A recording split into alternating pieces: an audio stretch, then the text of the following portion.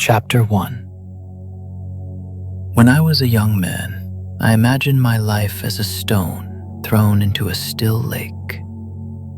I wanted the ripples to reach every shore. I wanted my work, my name, my image to travel far and last long after I was gone. No one taught me this directly. It was in the way people spoke about success.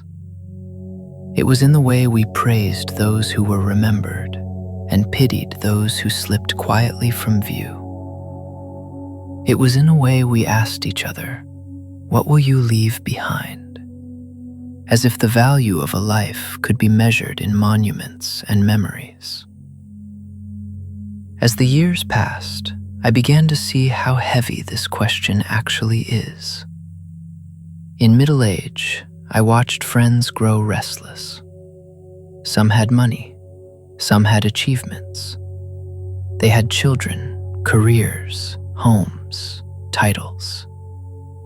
Yet in the quiet hours, they worried. Have I done enough? Does my life matter? Will anyone remember me in 50 years?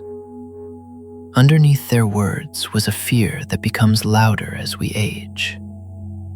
The fear of being forgotten.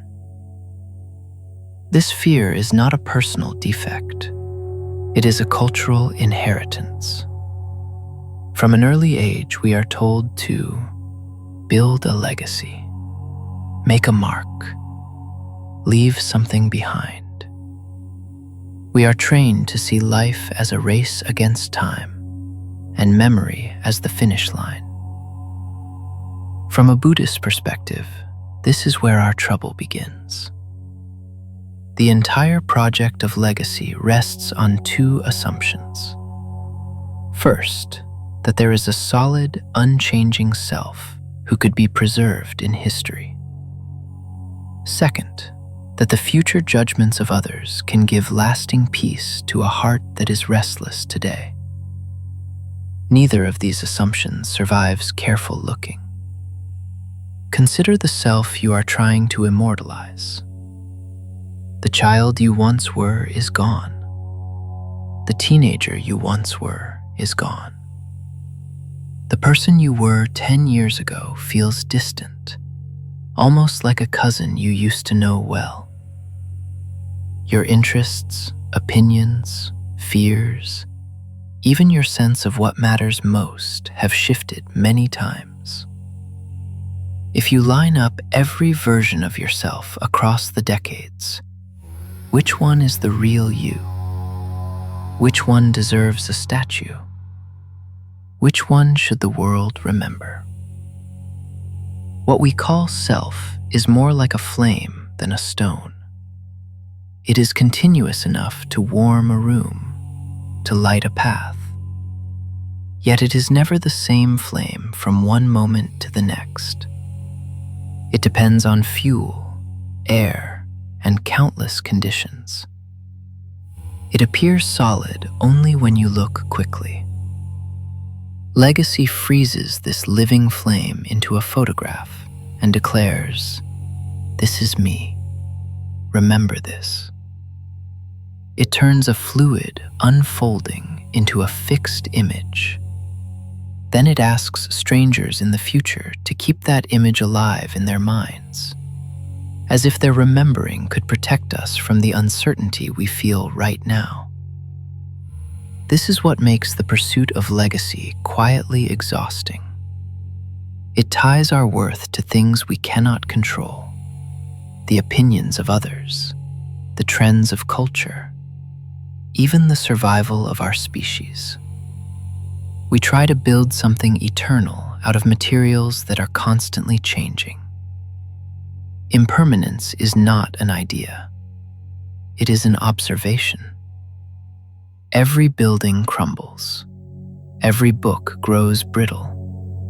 Every statue turns to dust. Even the greatest names eventually become faint marks on unread pages. When we really allow this in, we may feel a wave of sadness or even panic. If nothing lasts, what is the point? Why try? Why care? But if we stay with this question a little longer, something unexpected can appear. Imagine for a moment that no one will remember you. Not your career successes, not your troubles, not your little victories, your clever lines, your quiet acts of generosity. Imagine that in 100 years, your name is rarely spoken, and when it is, it carries no special weight. If you let this image settle, you may feel a loosening in the chest. The pressure to perform begins to fall away. The need to pose for history's camera loses its grip. In the absence of an audience, a more intimate question can arise. If I do not need to impress the future, how do I want to live today? Seen from this angle, the fact that we will be forgotten is not an insult. It is a kind of freedom. It releases us from the anxious project of building a monument out of our life. We no longer have to turn every choice into a chapter in some grand story. We can live more like a song, played fully, than allowed to fade. This does not mean that our actions are meaningless. On the contrary, it returns meaning to where it always belonged, in the direct experience of being alive, and in the immediate impact we have on those we touch. A kind word may not be recorded in any book, but it alters a day. A day altered can shift a life. A life shifted can change a family, a community, a small corner of the world. These ripples still move, even if our names are not attached to them. In this way, influence continues, but ownership softens. The need to say, "This was mine, I did this, remember me for it," gives way to a quieter gratitude simply for having been allowed to participate. The teachings on no self point to this same release. When we look closely, we do not find a solid owner behind our thoughts, feelings, and actions. We find a living process, influenced by countless causes. The more we see this, the less urgent it becomes to carve our initials into the bark of existence. We begin to care less about being somebody and more about being present. As aging brings us face to face with limits, this shift becomes precious. If our peace depends on being remembered, every wrinkle is a threat, every retirement a humiliation, every decrease in status a wound to our imagined monument. But if we allow ourselves to be one brief expression of life among countless others, then aging is not a personal failure. It is simply the natural softening of a wave as it returns to the sea. From this place, legacy changes meaning. It is no longer a personal brand projected into the future. It is the quiet goodness we leave in our wake, often unseen, often uncredited, yet very real in the hearts it has touched.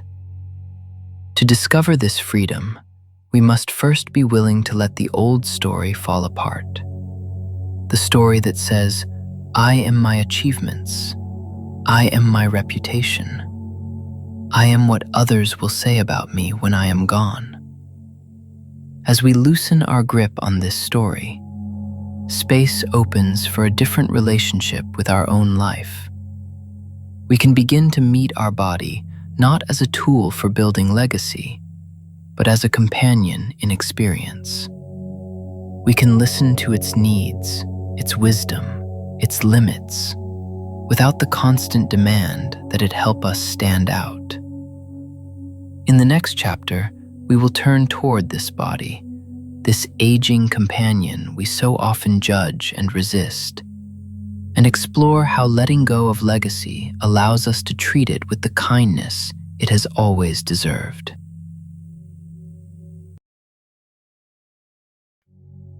Chapter 2. The Body as an Old Companion.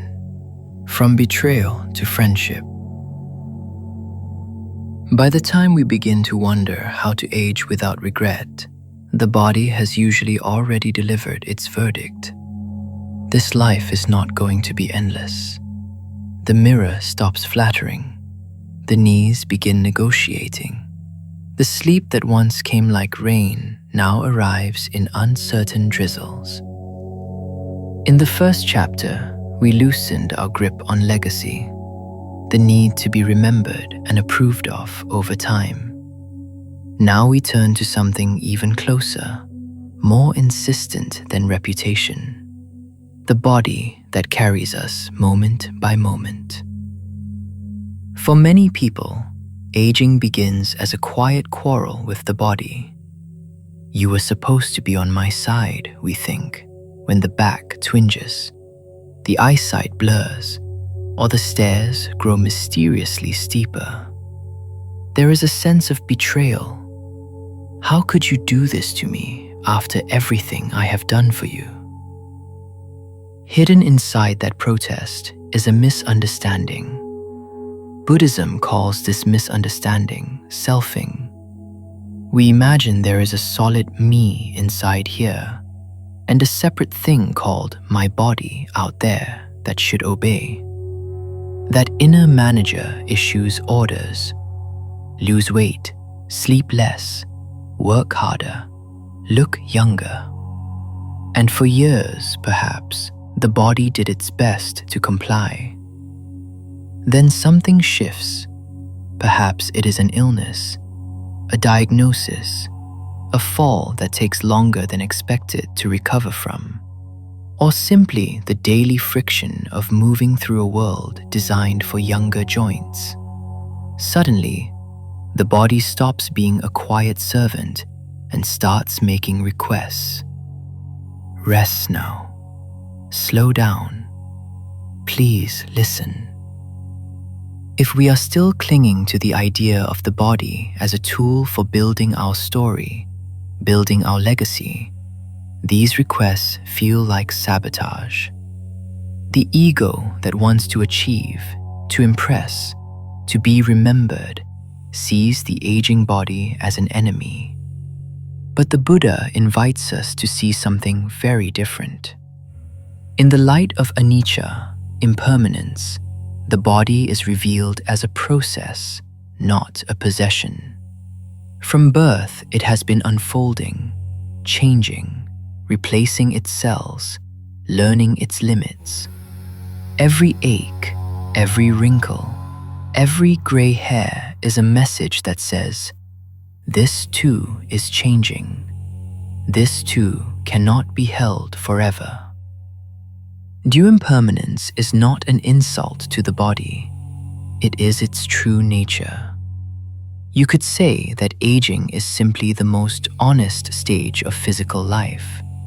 The costume grows thin, the performance slows, and what remains is the raw fact that we were never in full control here. We were passengers as much as drivers. If we understand Anatta, no self, more deeply, the boundary between me and my body softens. Even the one who complains about the body is made of sensations, thoughts, and feelings arising in that same body. The anger, the grief, the nostalgia for what we used to be able to do, all of it is part of this living organism. When we see this clearly, a new possibility opens. Instead of fighting our own flesh, we can offer it friendship. Imagine that the body is an old companion who has walked with you from your very first breath. It has carried your joys and your tragedies, your embarrassments and your triumphs. It has stood in hospital corridors and on dance floors. It has held lovers, children, books, steering wheels, tools, and prayer beads. Even when you ignored it or pushed it too far, it never left. Buddhist compassion begins exactly here, with what is nearest and easiest to overlook. The next time you notice a pain or a limitation, instead of cursing it, pause. Place a hand gently wherever it is comfortable to rest, perhaps on your chest or your belly, and ask, "What is this body saying right now? What does this old companion need from me?" The answer might be rest. It might be water. It might be, "Kindly stop talking to me as though I were a failure." Even the recognition that you are frustrated is part of listening. Oh, this is what anger in the knees feels like. This is what grief in the compliance feels like. Naming the experience without judgment is an act of respect. This kind of mindfulness is not a technique for making symptoms disappear. It is a way of ending the inner war. The Buddha did not promise that the body would not age. He promised that it is possible to end suffering even as the body follows its natural course. The key is the shift from demand to care, from control to cooperation. You might explore a simple daily ritual. Before getting out of bed in the morning, take a few breaths and mentally thank your body. Thank you, eyes, even if you require glasses now. Thank you, hands, even if they tremble or ache. Thank you, heart, for beating through another night. Such gratitude is not sentimentality. It is training the mind to see this body as an ally rather than a burden. As the years pass, honoring limitation becomes a form of wisdom, not defeat. When the body says, "No more climbing on chairs to reach the high shelf," or "No more driving at night," we can hear that not as the voice of an enemy, but as the careful guidance of an old friend who knows the terrain better than we do. You have done enough. Let us find another way. In this cooperative relationship, self-image loosens further. You are not your flexibility, your speed, your sexual vigor, your capacity to lift heavy objects. These were never your essence. They were passing abilities, temporary costumes worn by the deeper capacity to be aware, to care, to love. That deeper capacity can actually grow clearer as the body simplifies its agenda. There is a paradox here. When we stop demanding that the body be young, it often responds with a kind of quiet strength. The tension of pretending eases. Breathing softens. The shoulders descend a little from around the ears. We begin to move, not as performers on the stage, but as people at home in their own skin. This friendship with the body does not close us in on ourselves. It becomes the bridge to others. Once we recognize our own vulnerability, we see it in every person who limps, or squints, or tires halfway up the hill. The judgment we once directed inward softens outward as well. Compassion that begins in the knees and the lower back can blossom into patience and gentleness with the aging of everyone around us.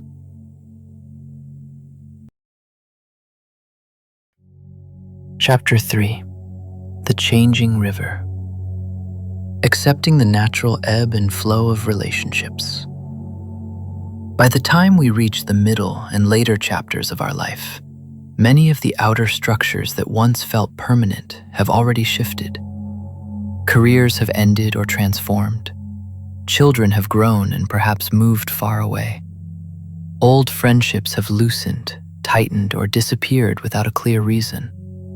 Retirement, illness, relocation, and simple changes of interest have rearranged the landscape of our relationships. If we look closely, we notice something quietly startling. The cast of characters in our life story has never stopped changing. Some people entered like sudden summer storms and left just as quickly. Others stayed for decades and then, without drama, began to drift toward the edges of our days. Even family, those we were certain would always be central, may feel farther away now, living in their own swirl of responsibilities and concerns. Buddhism gives us a simple, tender image for this truth. It invites us to see our relational life as a river. Stand at the bank of any real river long enough, and you will see how it moves. The water you see in this moment is not the water you saw 5 minutes ago. Leaves appear and are carried downstream. Twigs float by, spin in an eddy for a while, then slip out of sight. Sometimes a log lodges against a stone and stays for a long season, shaping the flow around it until one heavy rain dislodges it and it too continues on. Our relationships are like this. People arrive in our life river. We may imagine that they are fixed, that we can keep them exactly as they are, but everything in the river is moving. To demand that it stay still is to fight its very nature. In earlier years, this movement can be easier to ignore. The activity of working, parenting, striving, and achievement creates a sense of continuity. We see the same colleagues, share holidays with the same relatives, meet the same group of friends every week. It is tempting to believe that this familiar pattern is the truth of who we are. I am the leader of this team. I am the one everyone comes to for advice. I am the busy parent, the reliable host, the center of the gathering. As time passes, many of those roles fall away or change. Retirement gently removes us from daily contact with coworkers. Children, if we have them, no longer need us in the same practical ways and may live far from us. Health may prevent us from participating in activities and communities that once defined our sense of belonging. Without the deep understanding of impermanence, we experience these changes as personal failures or rejections. We think, they do not need me anymore. I am being left behind. I have lost my place. Suffering grows, not so much from the changes themselves, but from clinging to the idea that our value lies in being central, necessary, or constantly included. Buddhist practice invites a gentler view. It does not deny the sting of these changes. It simply asks us to look more closely, with honesty and softness. What if this shifting is not a verdict on our worth, but simply the natural movement of the river? When we bring mindful attention to our relationships, several truths become clearer. First, roles are not who we are. Provider, caretaker, leader, entertainer, the strong one, the helpful one. These are temporary garments we have worn in certain seasons. They have real importance and beauty, but they are not our essence. As the conditions of life change, these garments are taken off, exchanged, or passed to others. If we tie our identity too tightly to any role, its loss leaves us feeling naked and exposed. Second, connection never depended only on constancy. Think of a friendship that was vivid and alive for a few years and then faded. Does the fading erase the reality of the love, the laughter, the support you shared? In the light of impermanence, a relationship does not have to last forever to be complete. Like a song, its value lies in its fullness while it is being sung, not in its ability to play endlessly. Third, there is dignity in allowing others to flow with their own river. To insist that our children, our friends, or our community continue to relate to us in the old ways can become an act of subtle aggression. It demands that their life shape itself around our fear of change. When we understand the river, we can begin to bless those who move on, not because we feel nothing, but because we recognize that their path too is governed by impermanence. This blessing is not sentimental. It includes grief. Aging asks us to become more skillful at grieving relationships that have changed or ended. We can acknowledge the ache of fewer invitations, the silence after once frequent calls, the empty chair at the table. To pretend that this does not hurt is to harden the heart. Yet we can grieve without bitterness. One simple practice is to bring to mind someone who has drifted out of our life and, instead of repeating the story of loss, silently offer 3 wishes. May you be safe. May your life unfold in the ways you need. Thank you for the season we shared. This does not require reconciliation or renewed contact. It is an inner act of releasing the grip of resentment or self-blame. It lets the river move. At the same time, aging invites us to notice the new forms of connection that are possible when old roles dissolve. The river does not only carry people away, it also brings new ones to our shore. Perhaps we have more time now to listen deeply to a neighbor, to mentor someone younger without needing recognition, to companion others who are also walking through illness, loss, or transition. Freed from the pressure to be impressive or important, our relating can become simpler, truer. We may speak more honestly. We may listen with fewer agendas. We may discover a quieter, more spacious kind of intimacy, one that does not rely on constant contact, but on an underlying goodwill. As our social world changes, the teaching of no self can become surprisingly liberating. If I am not fixed as the central character in every scene, then I do not have to fight the natural reordering of the cast. I can appear and disappear in the stories of others with more ease, just as they appear and disappear in mine. I can savor moments of connection without clutching, knowing that every meeting is already a kind of parting. Every hello carries a future goodbye. In this way, the river of relationships becomes less something we try to control and more something we accompany. We walk along its bank with curiosity. We wave to those arriving. We bow, perhaps with moist eyes, to those who are leaving. We recognize that our deepest task is not to keep everyone close, but to remain open-hearted as they come and go. As we learn to rest in this openness, something paradoxical happens. Loneliness may still visit, but it does not define us. We begin to sense a subtler form of companionship that is not limited to any one person or group. It is the simple aliveness of being here, sharing this changing world with all beings who are also trying to love, to belong, and to let go. In the next chapter, we will turn from the flow of relationships to another face of change that aging brings into sharp focus: how we see beauty itself. If our connections and roles are rivers, what happens when the face we show to the world also changes? when the mirror reveals a different story than the one we learned to value in youth.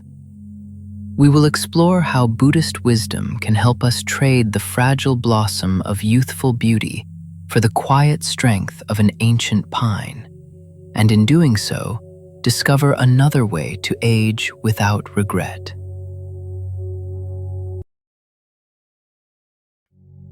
Chapter 4.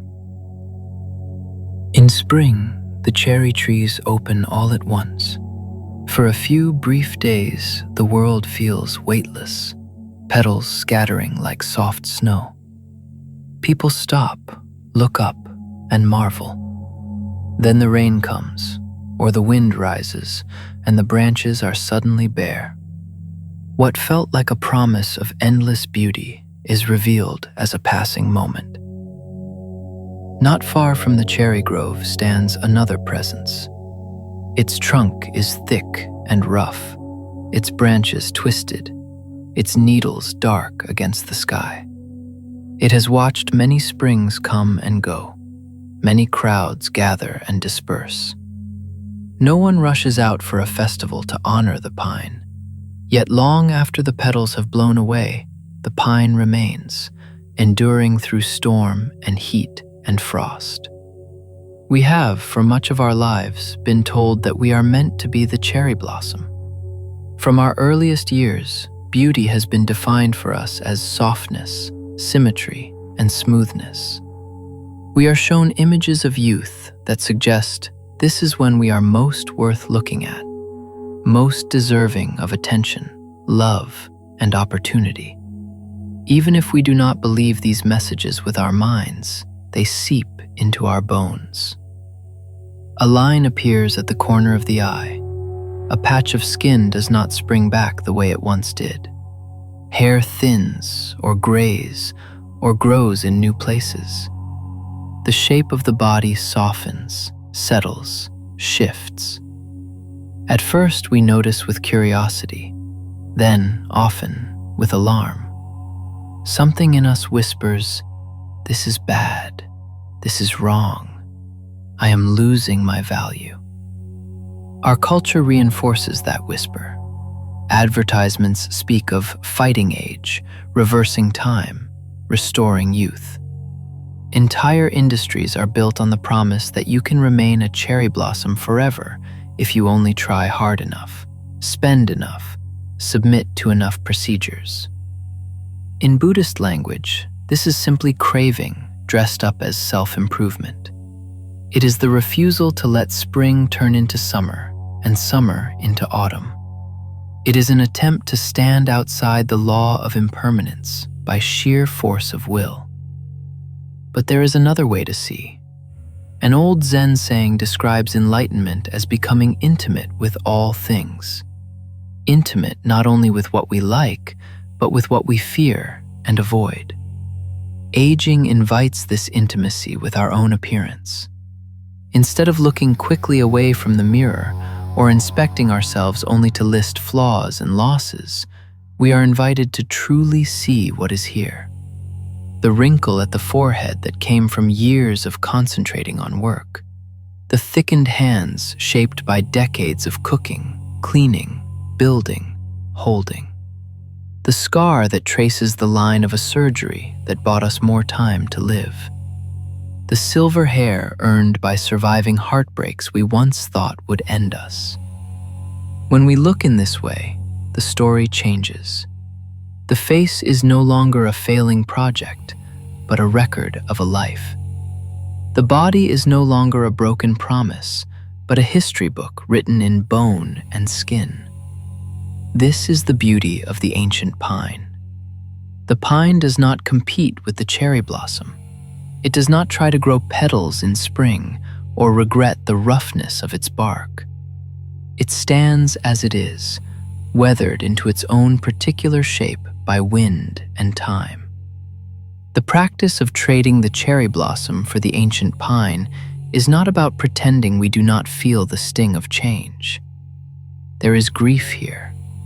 There is the honest sadness of no longer turning as many heads, no longer fitting the old clothes. no longer being mistaken for the youngest person in the room. Some doors that once opened easily now stay closed. To deny that would be to deny our own hearts. Instead, Buddhism invites us to hold both truths at once. This is the principle of the middle way. Youthful beauty passes, that is true. And with its passing, another form of beauty becomes available. That is also true. One afternoon, you might notice an older person sitting quietly on a park bench. Nothing about their appearance fits the magazine cover ideals. Their posture may be slightly bent, their clothes simple. Yet something about them draws your eye. There is an ease, a kind of settledness. They are not performing for anyone. They are simply present. What you are sensing in that moment is a different radiance. Not the radiance of newness, but the radiance of someone who has stopped trying so hard to be someone. The lines on their face are not an enemy to be erased. They are the visible imprint of a long conversation with life.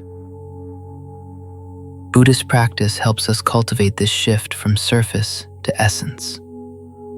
When we sit in meditation and watch the breath, we see how each inhalation arises and passes without our control. Each exhalation leaves and does not return. We learn in the body that nothing can be held onto. Not breath, not youth, not roles, not even this very moment. Slowly, something relaxes. We begin to taste a freedom that does not depend on how we look today. Our worth is not measured in smoothness or symmetry, but in our capacity to be awake, kind, and present within whatever form we currently inhabit. As this wisdom deepens, a gentler question arises when we look in the mirror. Instead of, "How can I fix this?" we may ask, "What has this face lived through, and what has it learned?" Instead of, "How can I look younger?" we may ask, "How can I let who I truly am shine more clearly through these changing features?" In Japan, there is a tradition of cherishing old teacups that are cracked and repaired. The repair itself is highlighted rather than hidden, lined with gold. The flaw becomes the focal point of beauty, a sign of endurance rather than damage. Our own scars and lines can be seen in this way. Not badges to show off, not wounds to hide in shame, but quiet testaments to the fact that we have been broken open by life and still remain capable of love. This does not mean we must abandon all care for our appearance. Bathing, dressing with attention, tending to health, and choosing colors or fabrics that delight us can be an expression of respect for the body, rather than a desperate attempt to outrun age. The difference lies in the motivation. Are we painting the bark of the pine to pretend it is a blossom? Or are we honoring the pine as it is? In the end, the most compelling beauty in an aging person is not found in the mirror at all. It is felt in how safe we feel in their presence, how deeply they listen, how unhurried their attention is. It is heard in the steadiness of their voice when they say, "This too will pass." And somehow, we believe them. We are drawing near now to the heart of this book. Beneath legacy, beyond the changing body, underneath the flowing river of relationships and the evolving meaning of beauty, something constant has been quietly shining. In the final chapter, we will turn fully toward that light and ask one last question as we age. If everything I can lose will eventually be taken, what remains when only love is left?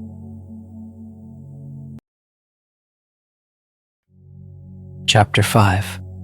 The Immortal Thread: How Love Outlasts Loss. By now you have loosened your grip on legacy, made peace with your changing body, learned to float in the river of relationships, and exchange the anxiety of youthful beauty for the quiet strength of the ancient pine. All of these shifts have been moving you toward one final discovery. Underneath everything that comes and goes, there is something that keeps flowing through your life. Not a thing you can point to or possess, not a name, not a face, not a role. It is the simple movement of the heart, opening and responding. That movement is what we call love. This final chapter is about recognizing love not as something you own, but as something that passes through you, again and again, like a breeze through an open window. Your body will age, your stories will be forgotten, your relationships will change form or end, your appearance will soften and fade, but the capacity of your heart to love and be touched by life can grow even as everything else falls away. To see how love survives loss, we have to look at what love is not. Love is not the promise that someone will stay forever. It is not the guarantee that you will always be understood, appreciated, or included. It is not the arrangement of a family, or the shape of a marriage, or the closeness of friendship on any given day. Those are the containers of love, the forms it takes for a time. Like clay cups, they hold something precious, but every cup cracks. Every form changes. If we mistake the cup for the water, we suffer terribly when the cup breaks. Buddhist teaching on impermanence invites us to notice that what we cherish is not the form itself, but the living warmth that once flowed through it. The way your partner looked at you across the table, the sound of a child sleeping in the next room, the hand you held at the hospital bed. These exact moments will never return, but the tenderness they awakened in you does not vanish. It leaves traces in the way you listen to others now, in the patience you have learned, in the gentleness you offer to those who suffer what you once suffered. That is how love continues. You may notice this when someone you loved has died. At first, the absence is so sharp it feels like their love ended along with their heartbeat. But over time, if you pay quiet attention, you may feel something else. Their way of loving you begins to live inside you. The parent who always encouraged you shows up in your own words of encouragement to a frightened grandchild. The friend who made you laugh in dark times appears in your sudden impulse to send a silly note to someone who needs it. The partner who believed in your goodness appears in the way you pause before judging yourself too harshly. The person is gone. The form has dissolved, but the movement of love, passed from heart to heart, continues. It is as if love keeps changing hands but never runs out. This is the immortal thread. No self, the teaching of Anatta, helps us see this more clearly. When you let go of the idea that love is something that belongs to a particular me or you start to see it as a shared field that you participate in for a time. Think of a candle lighting another candle. The first candle is not diminished when it shares its flame. The light that spreads is not owned by either candle. It is simply light. In the same way, love is not yours and it is not mine. It is not personal property. It is a flame passed from one life to another through kindness, patience, forgiveness, and presence. Bodies carry it for a while. Stories carry it. Families, communities, even brief encounters on a bus or in a waiting room carry it. Then the carriers change. The flame moves on. When you understand this, aging becomes less frightening. You may lose roles that once made you feel loved. You may outlive friends and partners. You may no longer be the center of anyone's plans. Yet none of this means that love has left your life. Freed from the strain of proving your worth, maintaining your beauty, or guarding your legacy, you have a chance to love more simply. You may not be able to run errands for everyone, but you can listen without rushing. You may not be able to fix what is broken, but you can sit with someone who is hurting and refuse to turn away. Your presence, seasoned by all you have survived, becomes a medicine. This is one of the quiet treasures of older age, when you are no longer trying to make love secure by holding it in fixed forms. You are more available to let it move as it wishes. A kind word to a stranger, a blessing whispered silently to the hurried nurse, a smile offered to a child in the grocery store, a note of gratitude sent to someone from your past. These may seem like small gestures, but they carry the same flame that once burned bright in romance, in parenthood, in friendship. Love does not shrink as life becomes simpler. It distills. To let love be the central measure of a life well lived, you can ask different questions of your days. Not how much did I achieve, but how much did I soften? Not how many people remember me, but how many moments did I really meet with an undefended heart? Not how long can I hold on to what I have, but what can flow through me before I go? In the light of these questions, regret loosens its grip. You will still have sorrows, of course, times when you wish you had been braver, more patient, less afraid. But even these regrets can become fuel for deeper love. Now you know what it is like to fail someone, so you are gentler when others fail you. You know what it is like to be lonely, so you are more likely to notice the person sitting alone at the edge of the room. Nothing is wasted. Every joy and every mistake can be turned into compassion. As you move toward the final bend in your own river, you do not need to be certain how you will be remembered or whether you will be remembered at all. You do not need your body to be strong or your name to be praised. You do not even need your heart to be fearless. You need only this willingness to let love keep flowing through you in whatever ways are still possible.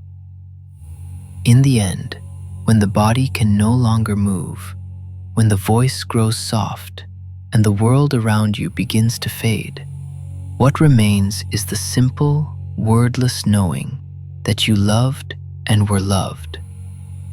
That knowing does not appear in any history book. It does not need to.